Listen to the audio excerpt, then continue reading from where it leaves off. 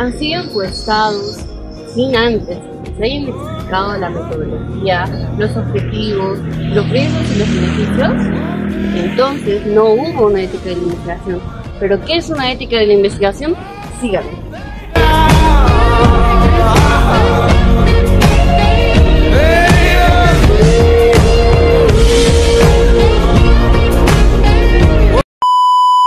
Denominamos investigación al conjunto de directrices que determinan el diseño, uso, gestión y desarrollo de la investigación en seres sintientes, es decir, personas y animales. En este caso, el término investigación lo vamos a usar de forma amplia, siguiendo diagnósticos e investigaciones de análisis, centrados en mandatos de seguimiento, rendición de cuentas y aprendizaje. Estos centrados en temas concretos, ya sean políticas o programas. Veamos cuáles son los principios básicos. Como principios básicos tenemos 6. Primero, toda investigación debe maximizar los beneficios y minimizar los riesgos. Segundo, se deben respetar los derechos y la dignidad de las personas y la colectividad. Como tercero, la participación de las personas debe ser tanto voluntaria y adecuadamente informada sobre la investigación. Cuarto, la investigación debe llevarse a cabo con transparencia e integridad. 5. Se debe definir una línea jerárquica de responsabilidades y de rendición de cuentas. Y por último, se debe mantener la independencia de la investigación, evitando los conflictos de interés.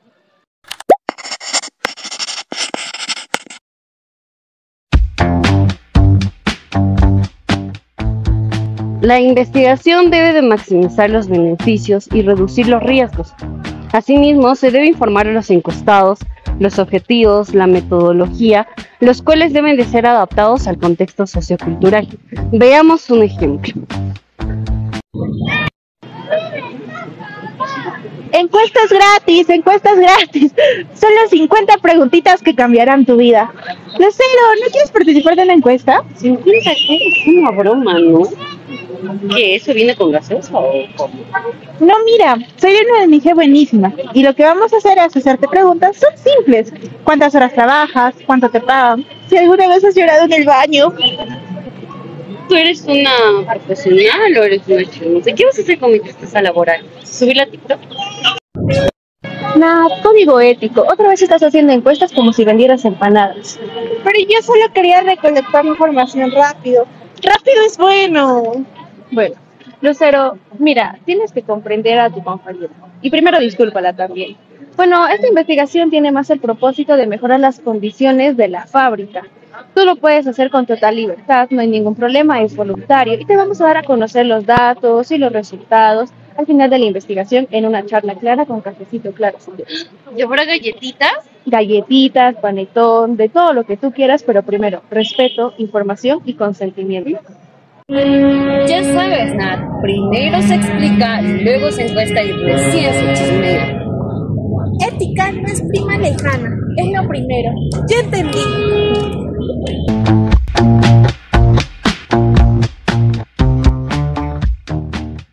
Como segundo punto tenemos la realización y aprobación de un análisis de riesgo. Una investigación no puede ser empezada sin antes haberse analizado los riesgos y ser aceptada por los miembros del equipo de la investigación. Ahora, este proceso tiene como objetivo reducir las posibilidades de que estos provoquen daños en la investigación. Asimismo, se debe distinguir riesgos a corto plazo, es decir, durante el trabajo de campo, y riesgos a largo plazo, como por ejemplo, daños futuros a las personas participantes. Asimismo, se debe limitar la confidencialidad e incluir en el análisis de riesgo los contactos con los puntos focales de problemas y prevención. Veamos este caso. Ya tengo las encuestas. ¿Salimos a entrevistar? Así de rápido. ¿Y tu análisis de riesgos? Análisis de riesgos. Solo son preguntas. Una pregunta mal hecha puede romper algo. La investigación no puede comenzar sin realizar los análisis de riesgos.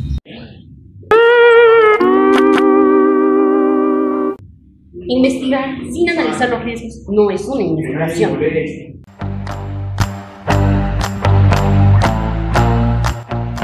Las personas deben participar en investigaciones que les brinden algún beneficio ya sea contar su historia personal o obtener mejores condiciones laborales. De igual manera, se debe entender el objetivo de la investigación, sin esperar alguna compensación inmediata o material. Se debe evitar llegar a lo que es el cansancio de la investigación, que ocurre cuando encuestamos demasiado pero no mostramos un resultado visible. Esto genera demasiada desmotivación. Mi vecina favorita, mi vecina estrella. Ay, Oli. ¿No tienes un minuto para salvar el mundo con tu opinión? Esta es la encuesta definitiva. Encuesta definitiva, la 834 que va del año. Pero esta es muy, muy diferente. Tiene escalas de colores, caritas y lo más importante, tiene una pregunta sorpresa al final. Pregunta sorpresa. ¿Ahora vas a querer que cante el himno nacional y que habla de mi RUC? Nat, por tercera vez esta semana, ¿acaso les he informado la información, los derechos, los beneficios de la persona participante? Nada, porque es Raquel, es parte del inventario del parque. Oye, soy vecina, no una decoración con piernas en esta de un parque. Si no me explican rápido de qué trata esta investigación, esta encuesta termina antes de que empiece.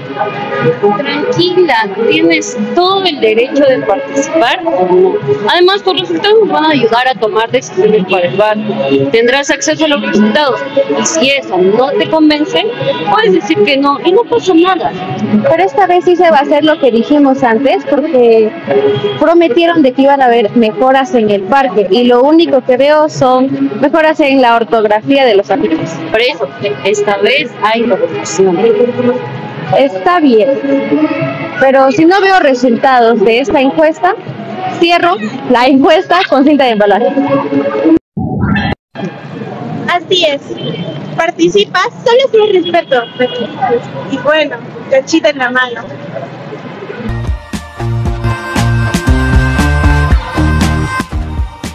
Los investigadores, antes de iniciar la investigación, deben obtener el consentimiento de los participantes de manera libre e informada, informando sobre los objetivos de la investigación y en qué se usarán sus datos. De igual manera, se debe seguir lo que es, en caso de menores de edad, informar a los padres o tutores y obtener su consentimiento.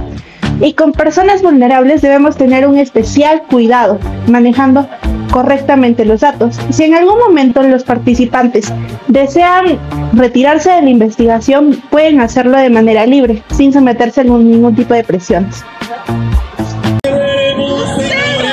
Amiga del alma, ¿no quieres participar en una actividad especial? Es para salvar el mundo. Salvar el mundo y la mujer maravilla. Pero es para salvar el mundo. Además, ya te inscribí. Solo tienes que darme las respuestas. Y listo. ¿Me ¿Has clonado mi voluntad? ¿Qué te crees? ¿La bolsa de los datos? ¿Otra vez sigues inscribiendo gente como si fueran boletos de rifa? Pero es Lucero. Ella es full colaboradora. Siempre me dice que sí. Bueno, eventualmente. Realmente, eso no es consentimiento, eso es abuso emocional. Lucero, no te preocupes. Mira, esta investigación tiene como propósito conocer las condiciones laborales de tu localidad. Tú no tienes por qué dar tus datos y puedes participar voluntariamente. Y si deseas salirte en ese momento, lo haces sin ningún problema. Me gusta, me emocionó. Se me dan ganas de llorar. Che. Entonces, ¿sí participas? Y si solo si me llaman cero, señora guardiana de ética comunitaria. Che, boludo.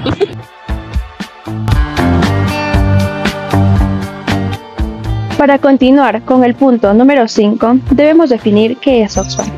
Oxfam es una confederación internacional de organizaciones gubernamentales. ¿Pero para qué sirve? Sirve para reducir la pobreza y la desigualdad en el mundo. Esta confederación, Oxfam, debe capacitar a las y los investigadores para los diferentes contextos sociales, así como debe dar seguimiento a la seguridad de la investigación. Por otro lado, si la participación ha supuesto costes económicos, estas se deben dar un reembolso. Es necesario recalcar y especificar que no es recomendable dar compensaciones económicas porque se puede interpretar como una coacción forzosa en participar. Veamos este caso. Chicas, Oxfam fue claro. Hay que adecuarnos a cada contexto, en especial a los lugares más vulnerables. Y seguridad. Si alguien se cae por nuestra culpa, ahí sí, descansa en paz la ética. Sí, y tenemos que cuidar a todos. Oye, ¿y si le pagamos el taxi a la señora? Reembolso sí, pero no le des plata por hablar.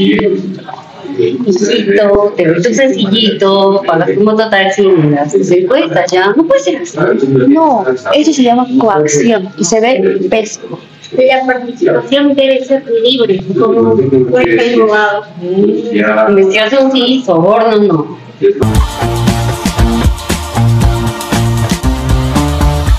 Los datos obtenidos deben tratarse de manera confidencial y segura. En la mayoría de los casos, estos son guardados en formatos anonimizados.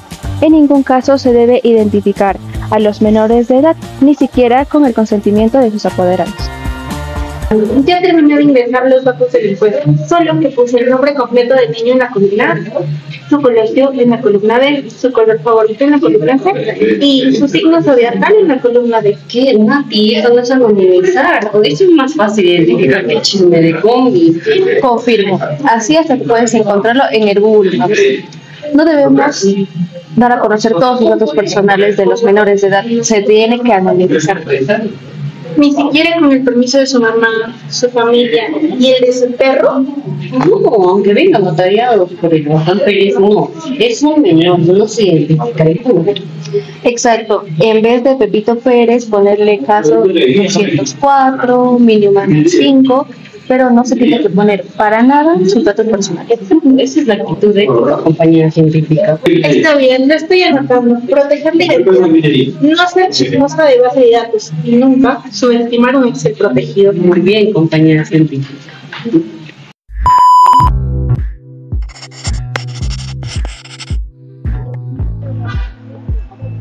Para que el consentimiento sea realmente informado, primero se tiene que dar a conocer el propósito de la investigación a las personas que van a participar de esto. También tienen que saber que ellos pueden salirse libremente de la investigación sin ningún problema y pueden realizar sus preguntas, sus dudas con toda libertad. Para esto nos podemos apoyar, por ejemplo, de fichas informativas, en la cual tenga la información suficiente para las personas y evitar todo tipo de confusiones. ¿Qué tiene que haber o qué tenemos que dar a conocer a las personas? Primero, ¿quiénes están participando dentro de la investigación? ¿De qué trata la investigación? ¿Cuáles son los mecanismos si esta persona quiere retirarse en participar de la investigación? Saber los datos de contacto de diferentes puntos focales.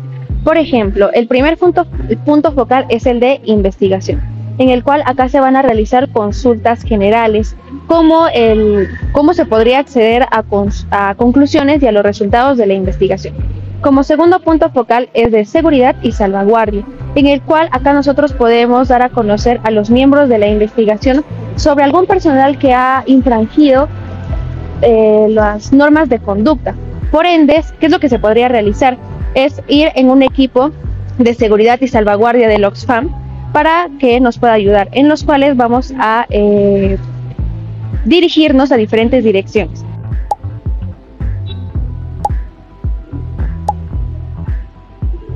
Si en caso los investigadores no tienen un equipo de seguridad y salvaguardia, lo que tendrían que hacer es direccionarse a una persona a que les dé sus datos de contacto, una persona que no esté relacionada directamente con la investigación. Con respecto al consentimiento informado, deben registrarse las personas, en especial de manera escrita como firma, o podría ser verbalmente mediante un audio y con personas testigos. La investigación, o mejor dicho, los investigadores deben comunicarse adecuadamente con las personas participantes. ¿Cómo se podría realizar esto? Pues al comunicarse tienen que tener mucho cuidado si son personas vulnerables, como niños, niñas, personas discapacitadas o minorías étnicas. Y también deben comunicarse con una mejor facilidad, con imágenes o, si es posible, comunicarse en el lenguaje del grupo local.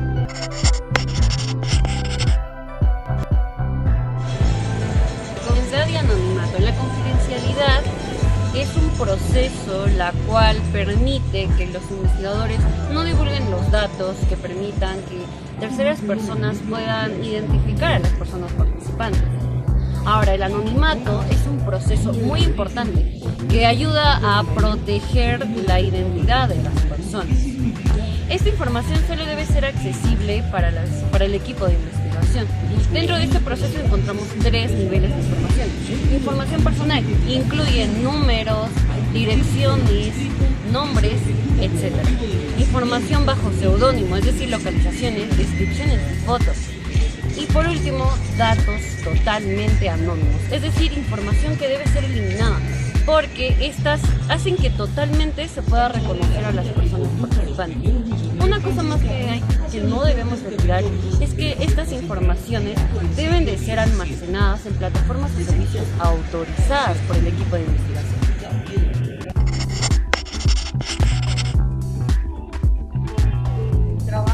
Hablemos de límites a la confidencialidad.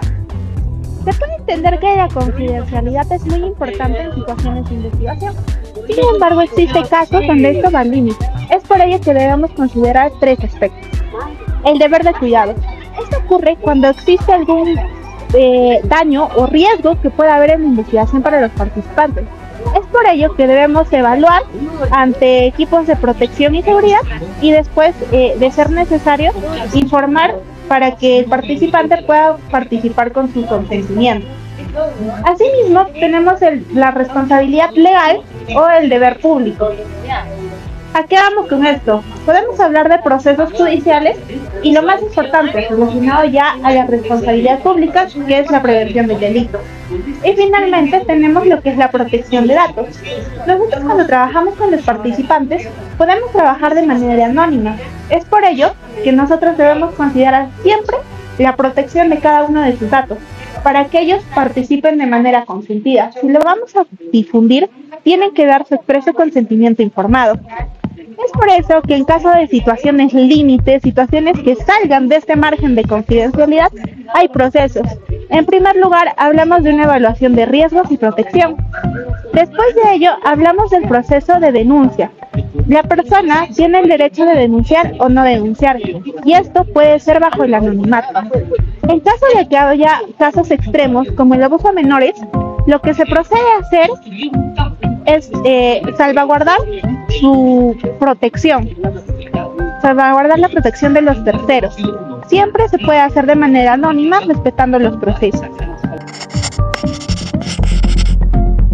La protección de datos es muy importante en la investigación, pues esta está basada en la Declaración Universal de los Derechos Humanos y respaldada por la Carta de Derechos Fundamentales de la Unión Europea. Es así que incluso se cuenta con la ley del Reglamento General de Protección de Datos. Esto se basa en 3 fuentes principales. La primera fuente es los países donde Oxfam opera registradamente y legalmente. Por ejemplo, se podría decir la Ley de Protección de Datos del Reino Unido. Luego, basándonos en el principio de los países donde Oxfam recopila la información, estos pueden variar significativamente. Y finalmente vamos a hablar de los principios internos que tiene Oxfam, basados en la ética y en la legalidad. ¿Esto con el propósito de qué? Con el propósito de respetar la autonomía y responsabilizar a los organizadores frente a algún tipo de riesgo. Es por eso que se basa en 4 directrices: la confidencialidad, la rendición de cuentas, el consentimiento informado y la evaluación de riesgos. Frente a ello, los investigadores deben considerar la protección de datos como algo fundamental, respetando las leyes y principalmente la ética.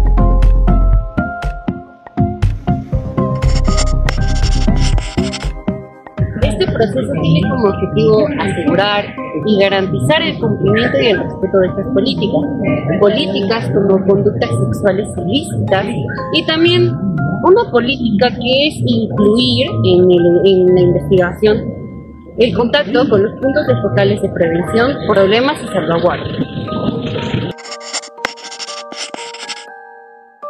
caso de las y los participantes dentro de la investigación, sucede lo mismo con los investigadores, puesto que pueden sufrir ciertos riesgos o hasta ellos mismos pueden infringir las normas de conducta.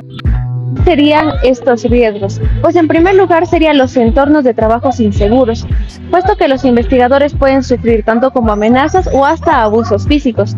Como segundo tenemos la carga emocional, porque al escuchar ciertas situaciones vulnerables de estos grupos colectivos, nos puede conllevar a tener trastornos psicológicos o hasta emocionales. Y como tercer punto también está que pueden ser denunciados por los participantes dentro de la investigación. Uso y adaptación de estas directrices. La información mínima, los estándares mínimos que nos ofrecen deben de servir como directrices para que Oxfam lo aplique en cualquier investigación que haga, así como también ONGs afiliadas a Oxfam.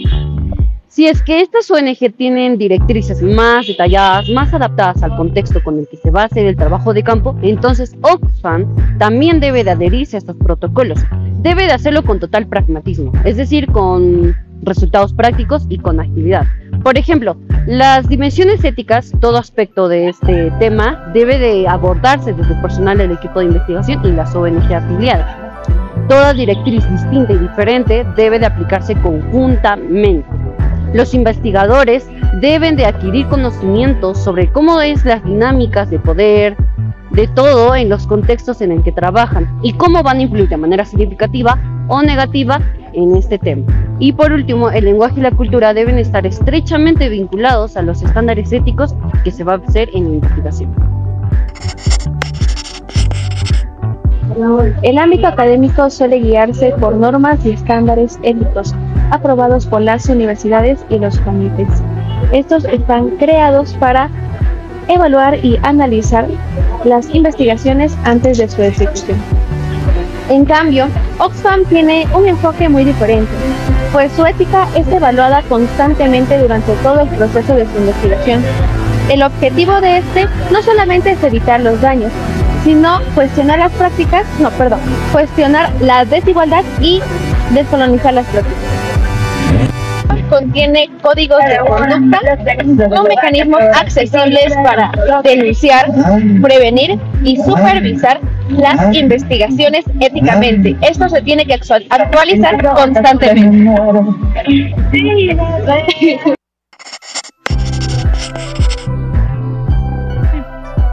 Si vamos a hablar de ética en la investigación, no solo vamos a hablar de normas aburridas, sino que esto va más allá.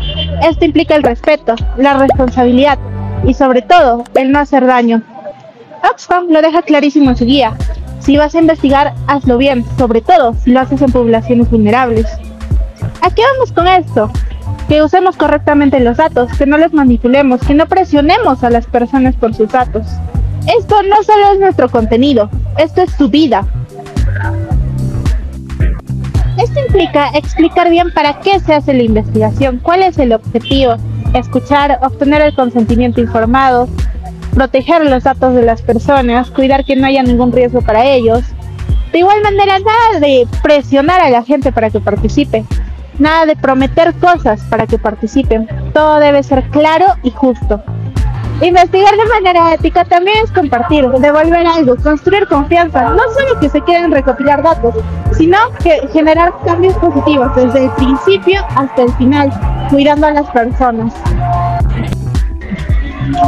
Así que si vas a investigar, hazlo bien, hazlo con conciencia, hazlo con ética, porque al final la verdadera investigación no solo forma, sino también transforma.